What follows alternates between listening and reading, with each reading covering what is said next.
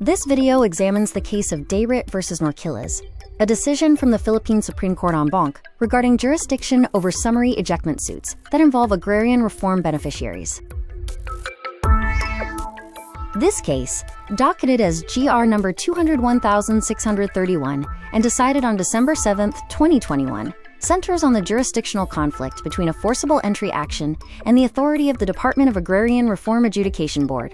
In 1993, approximately 16.69 hectares of land owned by petitioner Angelina Dayrit were placed under the Comprehensive Agrarian Reform Program. Certificates of Land Ownership Award were subsequently issued to the respondent. Following the issuance of these certificates, the timeline shows the petitioner filing for land exemption and annulment of the awards, while the respondents entered the land in 2006, leading to a forcible entry lawsuit. Initially, the trial court ruled in favor of the petitioner, focusing on prior physical possession. The regional trial court affirmed this, asserting that first-level courts retain jurisdiction over forcible entry cases despite agrarian defenses. However, the Court of Appeals reversed these decisions, dismissing the complaint. It held that because the respondent's possession was linked to agrarian reform titles, the dispute fell under the jurisdiction of the Agrarian Adjudicatory Board.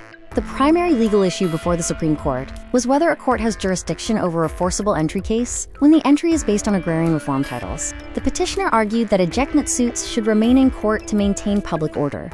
Conversely, the respondents contended that their valid land awards created an agrarian dispute, placing it under the Department of Agrarian Reform's exclusive jurisdiction. The Supreme Court en banc denied the petition and affirmed the Court of Appeals. The court ruled that general jurisdiction over ejectment yields when the controversy is fundamentally an agrarian dispute. The court clarified that if a dispute is agrarian, the court loses ejectment jurisdiction. Since the respondents held government-issued titles, they were not considered unlawful intruders but legal beneficiaries. Under Section 50A of the Agrarian Reform Law, if a party alleges an agrarian dispute and one party is an agricultural beneficiary, the court must refer the matter for certification regarding the nature of the dispute. This concludes our summary of Dayrit versus Norquillas. Thank you for following this legal overview of jurisdictional boundaries in agrarian disputes. This video utilized images from Vecteezy and Magnific.